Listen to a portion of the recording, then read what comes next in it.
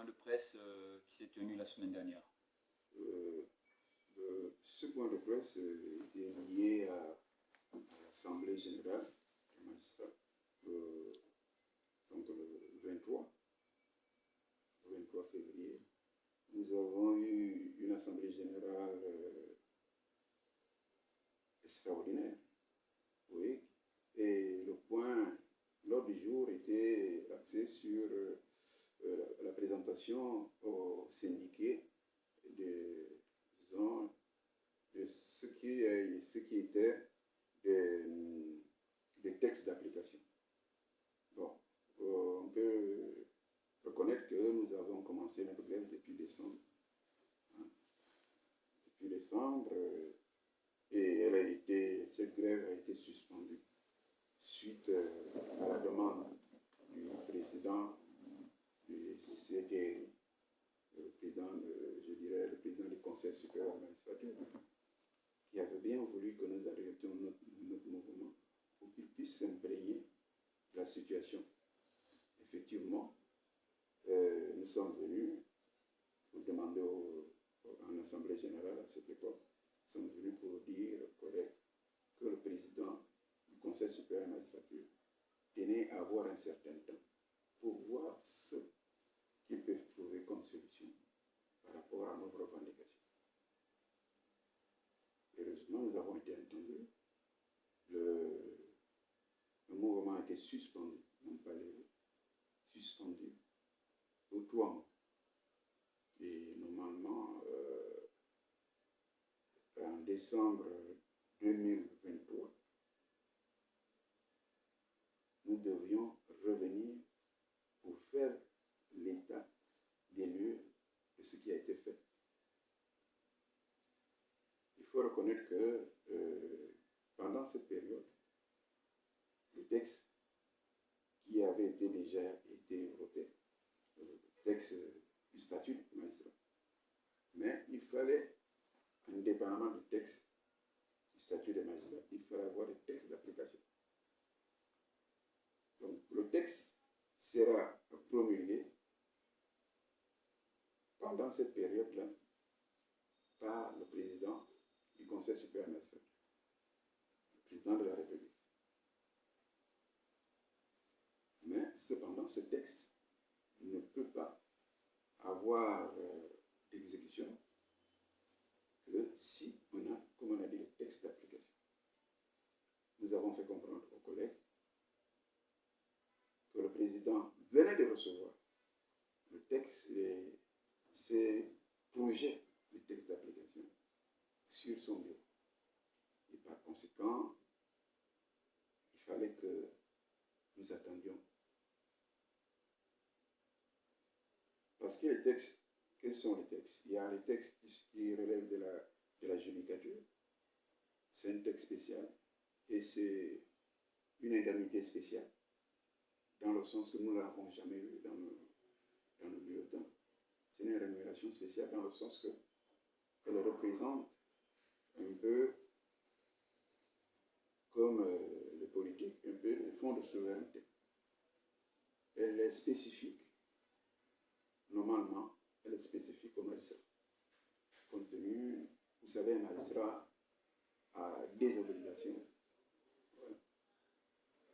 Parmi ces obligations, ne pas faire politique, hein, ne pas faire du commerce, ne pas avoir d'autres activités que les activités professionnelles de magistrat. Donc, toute cette situation a fait en sorte qu'on puisse lui donner une indemnité, je peux dire compensatrice par rapport à ça. Parce que vous savez, la plupart des métiers ou des professions peuvent se permettre soit des cliniques, soit des écoles, ce que ne peut pas faire les magistrats. C'est une délit, ça fait partie des incompatibilités par rapport à la profession. Donc, il fallait donc quand même, par rapport à ça, trouver quelque chose en compensation. C'est ça la prime de judicature. Oui, et cette prime a été dans le projet, a été examiné, établi dans le projet que nous avons fait, la prime de judicature UFU. Il y a la prime qui existe, que nous avons, ce n'est pas un secret, c'est une prime de 200 000 d'indemnité de logement. Vous imaginez, nous avons donc fait un projet pour ce texte pour dire que 200 000 pour un magistrat, ce n'est pas normal. Le magistrat est assujetti à un serment. Le magistrat est assujetti à un serment de loyauté. Et non seulement de cela, mais aussi d'être digne, de dignité. Donc, vous ne pouvez pas. Je ne sais pas si on peut imaginer une maison, un loyer, qui a un loyer de 200 000. Plus vous interdit d'être dans des endroits publics. Non, la maison que vous prenez dans les quartiers sécurisés. Donc vous avez vous ne pouvez pas être à Sinto, sur Kingele, certains endroits. Parce que la réalité est là. Pour la dangerosité. Pour votre sécurité. Vous ne pouvez pas juger quelqu'un et se retrouver dans le bas quartier avec eux. Sinon, vous serez vous aussi jugé par ces derniers. Vous comprenez ce que ça veut dire? Vous serez en insécurité. Donc, il nous est fait obligation de prendre le logement dans des endroits sécurisés, dans les quartiers où, même si vous avez un problème, on peut facilement intervenir. Et si vous êtes comment allez-vous indiquer aux gens à quel niveau vous êtes? Mais malgré cela, nous avons une prime de logement de 200 000. Et donc, nous avons demandé que quelque chose soit fait à ce niveau. Donc, c'est ce qui fait le fondement de la prime de logement, la prime compensatrice de logement. Parce qu'en principe, les magistrats ont droit à un logement. C'est prévu par la loi. Mais c'est quand même, on ne peut pas croire que l'État va construire à chaque magistrat un logement. Plus nous sommes tout le temps en mouvement par rapport aux affectations. Mais pourtant, il y a bel et bien une loi qui le détermine, Monsieur le Président. Oui, mais c'est pour cela que nous avons dit, si on ne peut pas nous donner physiquement le logement, il faut une indemnité compensatrice qui équivaut à la réalité, et non pas une fiction. Parce que dire qu'un magistrat va avoir un logement de 200 000, je ne sais pas où il va trouver ce logement de 200 000. Et avec les temps qui courent. Oui, et un logement décent, vous pouvez avoir un logement de 200 000, mais vous imaginez à quoi peut ressembler un logement de 200 000 pour un magistrat. Donc, c'est pour cela que nous avons dit non, l'État, il faut être quand même réaliste, l'État ne peut pas donner à chaque magistrat un logement, construire un logement. Donc, il faut une indemnité compensatrice de logement. Et vous savez, à une certaine période, le logement qui était affecté aux magistrats était équipé entièrement. Vous avez les salons, les lits, même les matériels électroménagers. Avant, c'est ça qu'on appelait le logement d'astreinte. Ce qui n'est plus le cas aujourd'hui. Non, ce n'est plus le cas. Bon, j'imagine que le nombre de magistrats et puis le manque de volonté aussi, d'autorité. Parce que tout cela a disparu. Et le magistrat est resté. Et là, les 200 000, ça a fait l'objet d'une lutte syndicale. Probablement même les 200 000. Mais beaucoup de choses ont évolué. On ne peut plus se contenter de 200 000. Alors, Monsieur le Président, vous êtes revenu vers la base, faire le point donc, de votre rencontre avec le président de la magistrature suprême. Donc, vous êtes revenu vers la base. Comment s'est comportée la base? Comment apprécier la base cette information? Bon, nous avons donné les informations au niveau de l'avancement de textes d'application. Il y a, je crois, 3 textes. Or, en réalité, il y en a 12. Mais nous avons pris les textes les plus urgents pour les faire avancer. Tout en se disant, nous avons la possibilité de repartir en commission pour élaborer les autres textes au fur et à mesure que nous aurons le temps, parce que indépendamment du fait que nous sommes syndicats, nous n'en demeurons pas moins magistrats. Et il nous faut quand même régler les problèmes de nos dossiers. nous sommes venus rencontrer les collègues. Nous leur avons dit, voilà la situation que nous avons. Ça a été un débat houleux, il faut le reconnaître. Certains étaient pour que nous allions en grève. D'autres ont estimé que le peuple a trop souffert. Il faut laisser le temps, non seulement pour la population, mais aussi donner le temps au président du Conseil supérieur de la magistrature, le président de la République, pour qu'il puisse s'imprégner réellement du projet que nous avions mis sur la table. On ne peut pas, vous ne pouvez pas remettre un dossier au président de la République et croire qu'il va le signer sans l'examiner, sans le faire étudier. Donc, c'est pour cela que nous, beaucoup ont dit qu'il faut donner du temps au président pour qu'il puisse s'imprégner, voire arbitrer sur les sommes qui ont été mises dans ces projets. S'il estime que ça peut aller, il va sûrement le signer. S'il estime qu'il y a des irrégularités ou qu'il y a possibilité encore de discuter, il va sûrement nous appeler par ses services pour déterminer ce qu'il y a à faire. Nous avons négocié, nous sommes prêts à négocier. C'est ça le but même du syndicat, c'est de négocier. Nous ne pouvons pas être butés, nous dire absolument il faut que ce soit fait dans tel sens. Et les négociations, c'est l'objet d'une forme de concession réciproque. Et c'est pour cela, après, je crois, un débat de plus de 3 heures de temps, finalement, on a fini par réaliser qu'il fallait permettre au président de la République d'examiner le texte, voir s'il peut le signer en l'état, ou s'il faut encore négocier. Et nous avons donc dit que nous prolongeons la suspension qui avait été déjà faite jusqu'en avril, fin avril, en espérant que avant même cette date, la situation sera réglée, on aura trouvé une solution à cet texte. Monsieur le Président, vos collègues, lorsque vous êtes passé leur faire le compte rendu, ils ont émis des inquiétudes qui vous ont conduit au débat qui a pris 3 heures de temps. Est-ce que leurs inquiétudes ne sont-elles pas fondées? Ne pensez-vous pas que ces inquiétudes sont fondées, vu que en ce moment, certainement, le président du Conseil supérieur de la magistrature ne garantit peut-être pas l'aboutissement de leurs attentes? Vous savez, il faut reconnaître une chose. Lorsque vous faites confiance à quelqu'un, lorsque vous estimez que ce monsieur est digne de confiance, je veux dire, vous êtes prêt à vous engager vous aussi dans une certaine situation.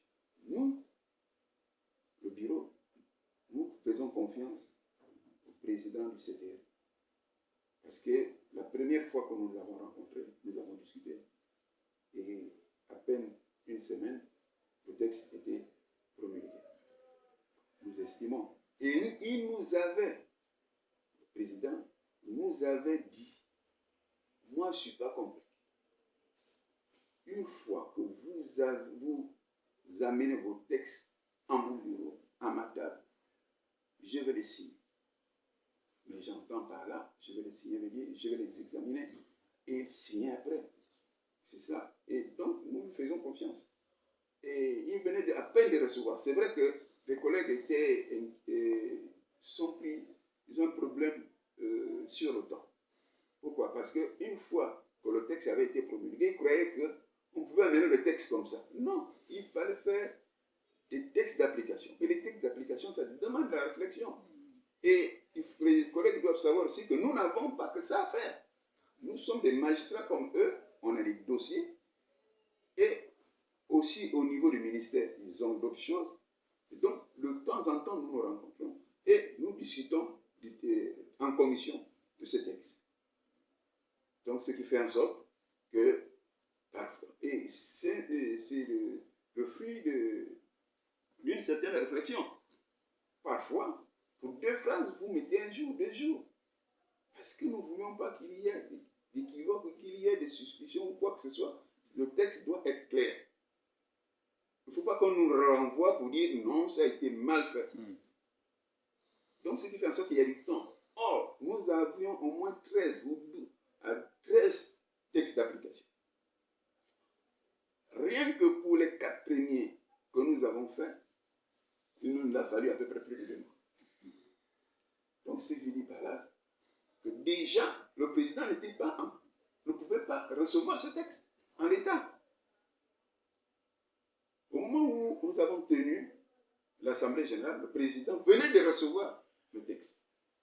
C'est pour ça que j'ai dit, même s'il nous a dit qu'il allait signer, il n'allait pas signer sans regarder. Et en plus, il a un service qui est là, qui va examiner et qui va lui rendre compte. Et lui-même pourra apprécier par rapport aux avis qui lui seront donnés pour dire s'il faut signer ou s'il faut encore repartir en discussion. Mais nous demandons à ce que les choses aillent quand même vite, parce que si nous avons pu retenir les collègues et obtenir ce que nous avons eu, donc ça veut dire qu'on repart jusqu'en avril pour attendre. Je souhaite que la solution soit faite avant même cette date. Je veux que les collègues sachent que nous avons eu raison de faire confiance au président du Conseil supérieur de la magistrature, au président de la République. Le président de la transition, le président de la République, chef de l'État, M. Brice Clotaire Oligui Nguema, il est vrai, vous faites des promesses, mais l'idéal pour les collègues ne serait peut-être-il pas de pouvoir se souvenir de l'acte salvateur du 30 août dernier, qui d'ailleurs ait pu rassurer l'ensemble des populations gabonaises de la sollicitude du souhait de M. le Président à vouloir redorer, pourquoi pas l'image, non seulement de l'ensemble des citoyens gabonais, mais aussi du système judiciaire. La République gabonaise, autrefois plus prise en compte par le pouvoir déchu. Oui, nous sommes tous reconnaissants à cette situation. Vous imaginez, moi je le répète toujours, s'il n'y avait pas eu ce 30 août, je ne sais pas où nous serions jusqu'à maintenant. Est-ce que nous ne serions pas sous les lits encore ou en train de nous aligner quelque part pour acheter du pain? En tout cas, on a eu l'éclaircie dès l'après 30 août. Mais vous savez que la population ne se nourrit pas beaucoup du passé. Ils vous sont reconnaissants, mais quand il a faim, il oublie. Il oublie tout ce qu'on lui a fait. C'est comme la traversée d'une pirogue d'un côté à l'autre. Une fois que vous prenez la pirogue, les traces s'effacent. On a oublié que c'est grâce à ces dignes soldats, et en particulier le président du CTR, que nous avons déjà reçu la promulgation du texte. Nous avons même été reçus par lui. Il nous a personnellement, il a pris de son temps pour nous recevoir. Ce qui n'a jamais été fait avec ce qui était là.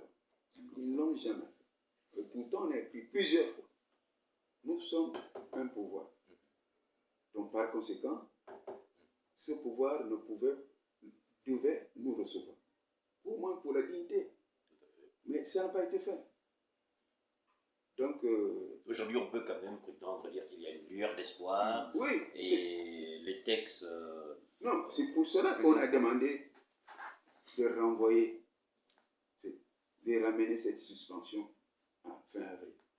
Parce que nous voyons une lueur d'espoir. Nous croyons à ce monsieur. Donc, je comprends aussi les collègues, je les comprends. Mais en leur disant, il faut être patient.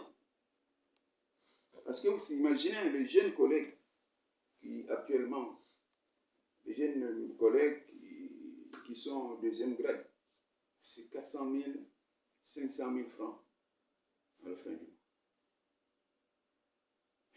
Lorsqu'on leur a fait miroiter quelque chose de plus pour vivre mieux, Ils sont pressés. Ils veulent que ça se fasse le plus rapidement possible. Et je suis d'accord avec eux, mais tout en leur disant, vous savez, mieux vous souffrir d'une bonne fois que de fâcher la personne qui doit nous rendre ce service. Donc, et en plus, nous avons en face de nous le président de la République, pas le ministre, le président de la République, le président du Conseil supérieur ministériel. Qui choisit lui-même de prendre à bras-le-corps la situation. Oui, qui nous a dit qu'il fera tout le nécessaire. Mais il ne peut faire le nécessaire que lorsqu'il a le texte devant lui. Ce n'est pas lui qui confectionne le texte, ce n'est pas lui qui l'élabore. C'est nous, avec le ministère, qui élaborons et qui faisons tout le nécessaire. Et une fois c'est éliminé, ça le circuit pour arriver à son niveau. Mais lorsqu'on nous dit que c'est à son niveau, on devrait patienter. Mettre trop de pression sur l'autorité, d'abord, c'est pas poli.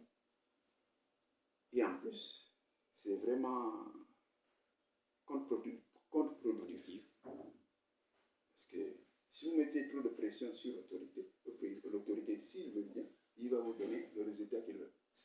Parfois même sans plus de réflexion. Parce que nous sommes tous des êtres humains. Et plus est, c'est le président de la République. Nous devons avoir du respect à son égard. Nous sommes des magistrats.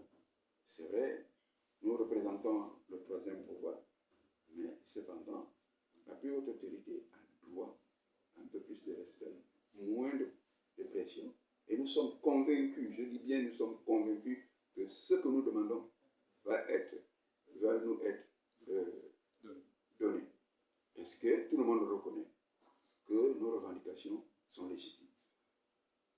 Nous sommes, je le répéterai toujours, la magistrature, les membres de la justice, ils sont les moins payés au niveau de...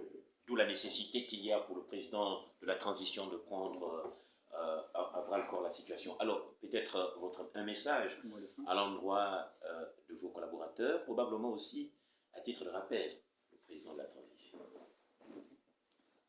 Nous, comme je disais, vous ne pouvez pas imaginer, je disais aux collègues lorsque nous étions en assemblée, je suis à près de 2 ans de la retraite. Je leur ai fait comprendre que s'il y avait une personne qui veut bien que ce texte aille jusqu'au bout, et le plus rapidement possible, c'est moi. Eux, ils sont jeunes, ils ont la possibilité d'avoir un peu plus de temps. Mais moi, je ne veux pas que ce bus parte sans moi jusqu'à son terminus. Mais si ça va sans moi jusqu'au terminus, je ne serai plus bénéficiaire. C'est pour ça que je le fais comprendre. Moi, j'ai confiance. Si moi, je ne me mets pas dans une situation de crainte, c'est que je peux bien attendre. Parce que forcément, comme je le dis, bon, c'est une plaisanterie, je le dis souvent, je ne fais pas ça pour vous, mais je fais d'abord ça pour moi. Et par ricochet, vous pouvez forcément en bénéficier. Bon, c'est une façon de leur dire en réalité que moi je veux que ça aille le plus rapidement possible pour que moi aussi je sois bénéficiaire. Et je suis convaincu que le président de la République, président du Conseil supérieur administratif, est conscient que nous souffrons. Et lui-même l'a reconnu. Donc, c'est pas la peine que nous nous mettons dans certaines situations qui ne nous honorent pas. Donc, nous sommes là, nous attendons. Et je pense, je suis convaincu qu'avant la date butoir que les collègues ont bien voulu nous concéder, cette situation va se régler. Merci, Monsieur le Président.